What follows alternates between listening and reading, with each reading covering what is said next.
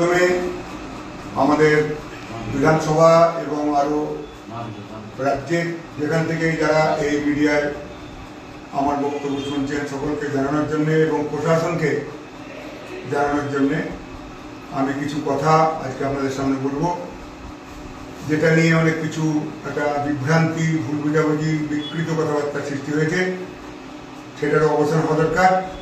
এবং আমি বিধায়ক হিসেবে মনে করি যে সামাজিক শান্তি সুরক্ষা এগুলো একটা সবারই মেনটেন করার দরকার আছে। সেই জন্যে আমি গোটা কত কথা আপনাদের সামনে বলবো, যেটা জনসাধারণ আপনাদের মাধ্যমে জানতে পারবেন। দেখুন, রঘুনাথগঞ্জ শহরে জঙ্গিপনা এটাকে বলে, একদম আইনপত্র না মেনে হাতে আইন নিয়ে যা খুশি তাই করবো, যাকে যখন খুশি মারবো, ধরবো, সরকারি সম্পত্তি নষ্ট করব, রাস্তা ঘিরবো। এক শ্রেণীর লোক তারা কমিউনাল একটা ওয়েদার তৈরি করে বহু গরিব মানুষ, সরল সোজা লোককে ব্যবহার করে নেওয়ার চেষ্টা করছে, রাজনীতিতে জড়িয়ে দেওয়ার চেষ্টা করছে। Anti BJP, anti central government, এরকম ধরনের একটা কথা বলে এরা হিন্দু সমাজের কাছে একটা আতঙ্কের অবস্থা তৈরি হয়ে গেছে। এখন সরকার বদলের পরেও কিছু কিছু কাণ্ড কারখানা কিন্তু এখনো হচ্ছে। এটা করাচ্ছে অত্যন্ত ইন্টেলেকচুয়াল ব্রেন। এখানে হিন্দু মুসলিম বলে কিছু নাই, এর মধ্যে কিছু হিন্দুও জড়িত আছে এবং এটা ওদের পেশা। গন্ডগোল লাগলে, দাঙ্গা লাগলে অনেকেরই প্রচুর পয়সা রোজগার, এটা ওদের পেশা। তো এই লোকগুলো তারা কিন্তু একটা অন্যরকম ওয়েদার তৈরি করার চেষ্টা করছে, যেখানে যে কোনো মুহূর্তে কমিউনাল হারমোনি ব্রেক করতে পারে। আমি আপনাদেরকে কয়েকটা উদাহরণ বলি। 13ই ডিসেম্বর 2019 এখানে সিএএ বা এনআরসির দোহাই দিয়ে এখানে আপনার ট্রেন জ্বালিয়ে দেওয়া হলো, লাইন উপড়ে ফেলে দেওয়া হলো, আমাদের পার্টি অফিস ভাঙচুর হলো এবং হিন্দু পাড়াগুলোতে প্রধানত মুখ খিস্তি করে গালাগাল, বড় বড় মিছিল, NH 34 প্রায় ঘন্টা 3-এর জন্য অবরোধ, লক্ষাধিক ব্যক্তি লোক তারা ওখানে অবরোধ করলো। একটা কাণ্ড হয়েছিল রঘুনাথগঞ্জ জঙ্গিপুর শহরে, এটা আপনাদেরকে আমি মনে করিয়ে দিচ্ছি। 10ই জুন 2022 সেখানে আপনার ওই গঙ্গা, তারপরে বেথুয়া, ডৌরি, এইসব জায়গায়, বেলডাঙ্গা, শক্তিপুর, এইসব জায়গায় একটা রায়তিয়াস কাণ্ড কারখানা ঘটে গেল। প্রচুর দোকানপত্র লুট হলো, অনেক কিছু নষ্ট করলো একতরফাভাবে, বেশিরভাগটাই হিন্দুদের। সেটা আমাদের রঘুনাথগঞ্জেও তার ছায়া পড়েছিল। এই জিনিসটাই আবার বেলডাঙ্গাতে হয়েছিল কয়েকদিন পর। 13ই এপ্রিল 2024 এখানে চড়ক পুজোকে কেন্দ্র করে এখানে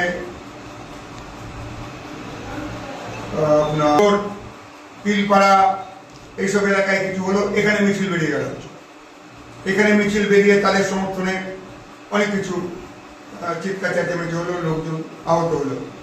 17ই এপ্রিল 2024 রামনবমীর দিন কি হয়েছে আপনারা সবাই জানেন, এবং সেখানে প্রচুর পরিমাণে বম্বিং টম্বিং এসব জায়গায়, যেখানে আপনার শক্তিপুর, সোমপাড়া এসব জায়গায় হলো।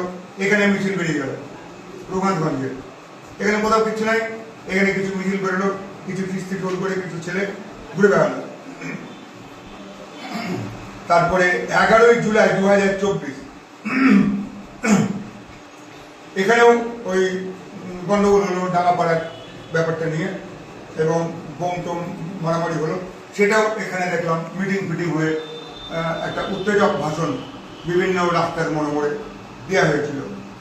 10ই নভেম্বর 2024 এখানেও অনেক লোক হঠাৎ জড়ো হয়ে গেল বেলডাঙ্গার বেগুনবাড়ি ঘটনাটা নিয়ে, এবং এখানেও দেখলাম বেশ কিছু মিটিং এবং ফেসবুকের মাধ্যমে উত্তেজক কথাবার্তা পোস্ট করা হলো।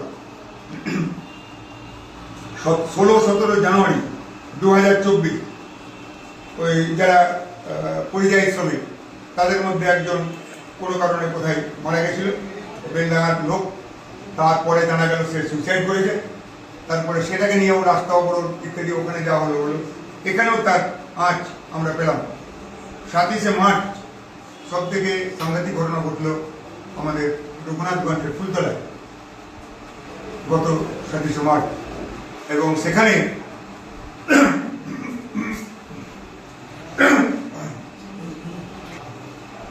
ফুলতলা মোড়ে যে সরকারি যে বিজ্ঞাপন টাওয়ার আছে, সেই টাওয়ারে একটা ধর্মীয় পতাকা, বলা হচ্ছে এখন ধর্মীয় পতাকা হতে পারে, আমার সব ব্যাপারে জ্ঞান কম, ধর্মীয় পতাকা টাঙানো আছে।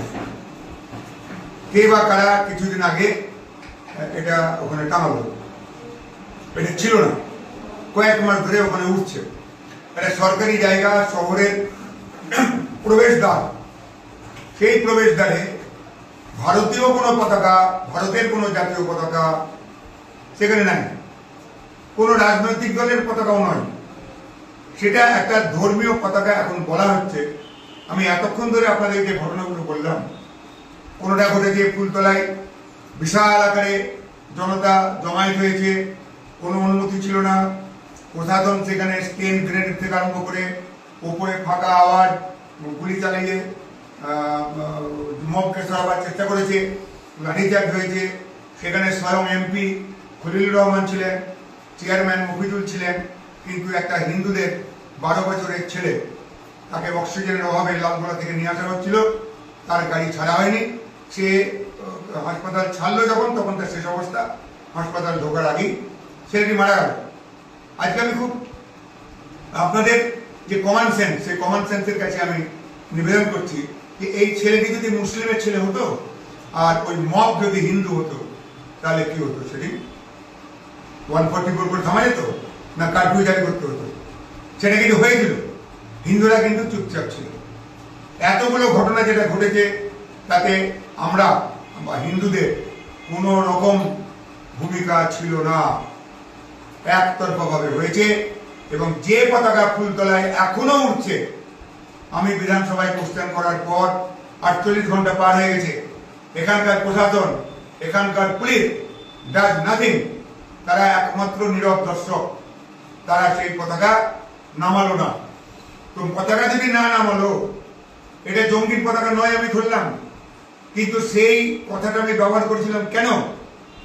আজকে এটা সকল মুসলিম ভাইদেরকে এবং হিন্দুদেরকে জানানো দরকার যে ওই রকম পতাকা নিয়ে যতগুলো ঘটনা বললাম, সব ঘটনায় জাতীয় পতাকা, ইসলামের যেটা ওই সবুজ আপনার ওই ইয়ে মার্কা পতাকা, যেটা চাঁদ মার্কা পতাকা, তার সঙ্গে এই পতাকা অগুন্তি ছিল, প্রচুর ছিল।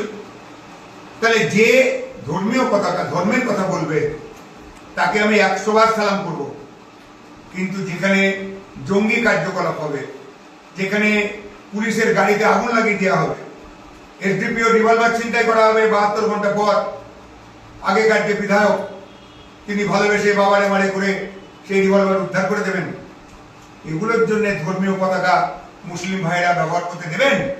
এর থেকে ওই পতাকার অপমান আমি করেছি বিধানসভায়, এটা ভালো করে দয়া করে ভাববেন। আমাদের যে আপনার রামনবমীতে যেটা হলো, সেদিন কি হয়েছে আপনাদেরকে আমি ভিডিও দিচ্ছি, আমার প্রেস মিটের পর সমস্ত ভিডিও আমার কাছে আছে, ওই পতাকা ছিল কিনা।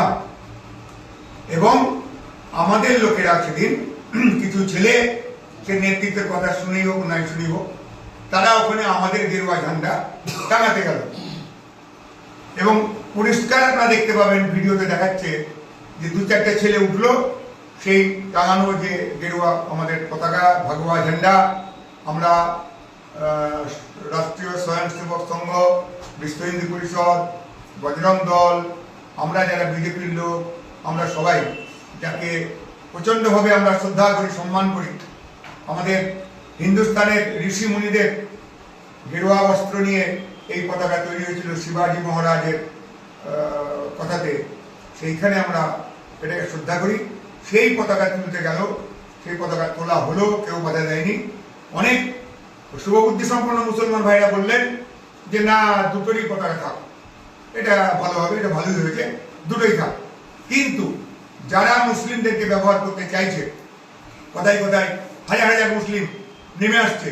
আমার এই মুহূর্তে মনে পড়ে গেল ওপারে জঙ্গিপুর ফাঁড়ি, সেটাকে গুড়িয়ে দেওয়া হয়েছিল একটা সময়, এবং একজন সামরিক জওয়ানকে তাকে পিটিয়ে কুকুর মারা করে মেরে ফেলা হয়েছিল, 24-25 বছরের যুবক, যাতে তৃণমূলের বর্তমানে একজন নেতৃত্ব, তিনি সেখানে নেতৃত্ব দিয়েছিলেন এবং তাকে বাড়ির ছাদ থেকে কাদা পুকুরে ফেলে দেওয়া হয়েছিল, সে মারা গেছিল।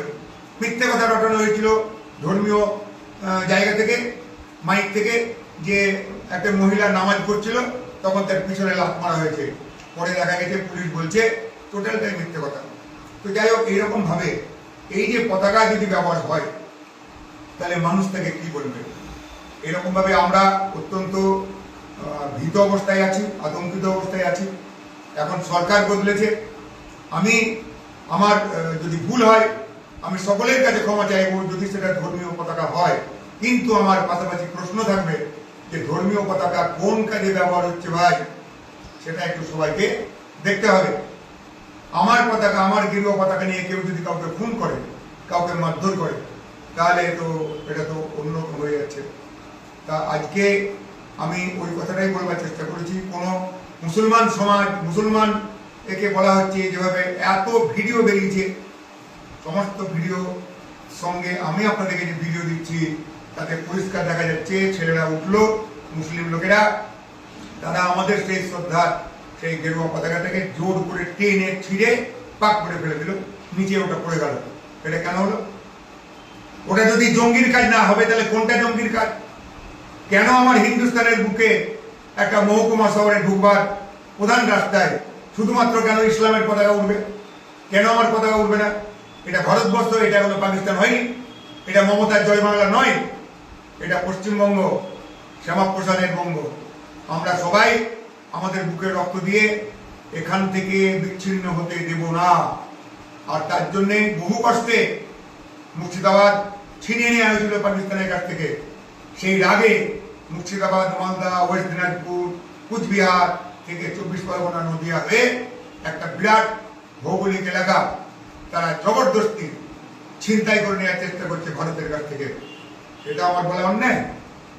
আমি এখানেও বলবো, আমি আমার বক্তব্যে বলবো, আমি প্রেস মিটে বলবো, আমি আমার বিধানসভায় সুযোগ পেয়েছি, আমি সেখানে বলবো।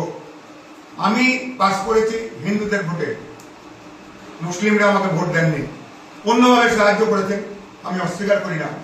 120-25টা মাত্র মুসলিম ভোট আমি পেয়েছি, কিন্তু সেখানে হিন্দুরা যদি কমনাল হতো তাহলে জাকির সাহেব 13,100 ভোট হিন্দুদের পেতেন না। জাকির সাহেব হিন্দুদের 13,000 ভোট পেয়েছেন, আমি 130টাও পাইনি। এমন কোন জায়গায় দেখাতে পারবেন না মুসলিম এলাকায় বা বিশ্ব এলাকায়, মুসলিম এলাকায় যেখানে শুরু হয়েছে সেখানে বিজেপির ঝান্ডা আছে, দেখাতে পারবেন না আপনারা। কিন্তু আমরা গর্ব করে বলছি যে যতই আপনার ইসলামের ঝান্ডা হোক আর অন্যান্য দলের ঝান্ডা হোক, যেখানে হিন্দু এলাকা সমস্ত দলের পতাকা উড়েছে, আমরা গণতন্ত্রকে শ্রদ্ধা করি, আমরা সমস্ত ধর্মকে শ্রদ্ধা করি।